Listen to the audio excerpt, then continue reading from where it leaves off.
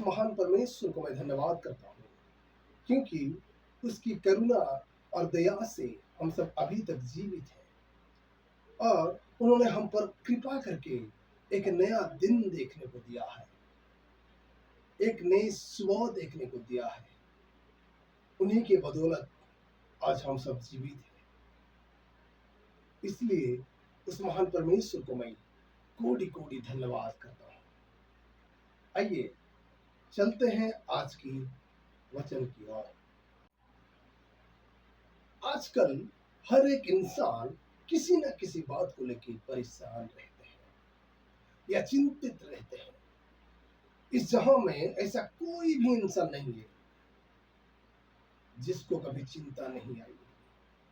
हर एक इंसान को किसी न किसी बात को लेकर चिंतित रहना ही पड़ता है, चाहे वो अमीर आदमी क्यों ना हो या गरीब आदमी क्यों ना हो। कोई ना कोई वजह से उनकी जिंदगी में परेशानी या चिंता रहता ही रहता है। उनकी जिंदगी में किसी न किसी बात को लेकर चिंताएं रहते ही रहता है। लेकिन जो इंसान खुदा यीशु मसीह को नहीं जानता, उनके जिंदगी में परेशान आना व परेशानी होना आम बात है। और जो इंसान खुदा यीशु मसीह को जानने के बावजूद उनकी जिंदगी में परेशानियां या चिंताएं बढ़ती जाती है या आते रहते हैं, तब तो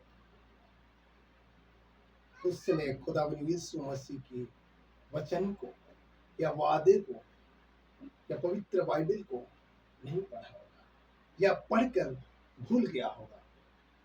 क्योंकि खुदा यीशु मसीह ने हम लोगों के लिए बहुत सारे वायदे किए हुए हैं, बहुत सारे प्रतिज्ञाएं लेके आए हैं परमेश्वर ने हमारे लिए, जो कि बाइबल में लिखा हुआ है। परमेश्वर ने हम सब के लिए वादा किया हुआ है, जो कि पहला पत्रस 5:7 में लिखा है। मैं पढ़ के सुनाता हूँ। अपनी सारी चिंता उसी पर डाल दो, क्योंकि उसको तुम्हारा ध्यान है।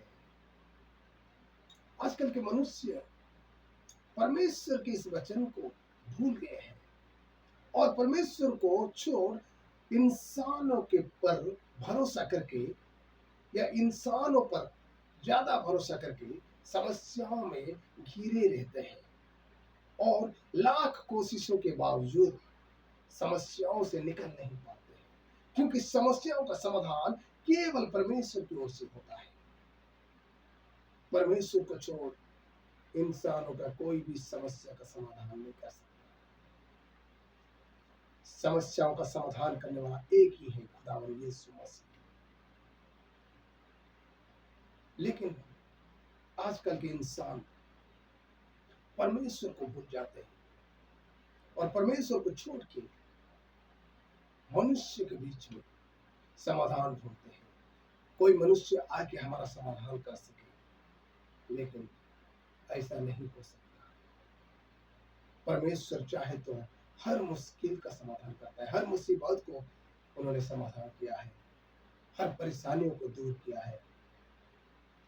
इसलिए मनुष्य केवल परमेश्वर के ऊपर भरोसा करना चाहिए या परमेश्वर के ऊपर विश्वास करके उनके वचनों पर पढ़ना चाहिए, क्योंकि परमेश्वर ने हमारे लिए बहुत सारे वादे किए हुए हैं, जो कि बाइबल में प्रकाश किया हुआ है या बाइबल के अंदर बहुत सारी लिखी हुई है, जो कि हम सब पढ़ना चाहिए उनके वचनों पर, और उसी वचन को हम सब देखना चाहिए, पढ़ना चाहिए, मनन करना चाहिए, ताकि उसी वचनों के अनुसार हम परमेश्वर से प्रार्थना कर सके कि हे परमेश्वर, तुमने वादा किया है, तुमने प्रतिज्ञा दी है कि इस तरह से मुझे बचाने के लिए, इस तरह से मेरी चिंताएं दूर करने के लिए।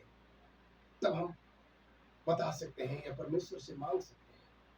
लेकिन आजकल के इंसान परमेश्वर को छोड़ के इंसानों के ऊपर भरोसा करके समस्याओं में ज्यादातर घिरे रहते हैं।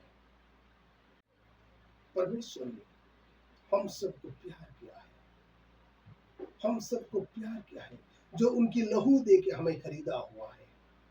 इसीलिए वो हमारे हर परेशानी को दूर कर सकते हैं, हमारे हर चिंताओं को दूर कर सकता है। मत्ती लिखे सुसमाचार 11 का 28 आयत में इस प्रकार लिखा हुआ है, हे सब परिश्रम करने वालों और बोझ से दबे हुए लोगों, मेरे पास आओ, मैं तुम्हें विश्राम दूंगा। लेकिन आज के मनुष्य परमेश्वर के द्वारा किया हुआ इस प्रतिज्ञा वचन को भूलकर केवल संसार के मोह माया में फंसा हुआ है। इसी कारण हर एक मनुष्य को चिंताएं और परेशानियां बढ़ता ही जाता है, क्योंकि मनुष्य वचनों के ऊपर मनन नहीं करते, वचन को पढ़ के भूल जाते हैं और उसी वचन को याद भी नहीं करते। इसीलिए परेशानियां बढ़ती जाती है, चिंताएं बढ़ती जाती है। लेकिन परमेश्वर ने कहा, खुद कहा और बुलाते हैं, हे परिश्रम करने वाले और बोझ से दबे हुए लोगों, मेरे पास आओ, मैं तुम्हें विश्राम दूंगा। लेकिन मेरे प्यारे भाइयों और बहनों, आज से हम सब परमेश्वर के हर एक वचन पर मनन करें और परमेश्वर के द्वारा की हुई प्रतिज्ञाओं को याद करके उनके नजदीक आए। तभी परमेश्वर हमारे हर एक परेशानियां और चिंताओं को दूर करेगा। आमीन। परमेश्वर इस वचन से हम सबको आशीष दे। आमीन। Praise the Lord. सबको जय मसीह।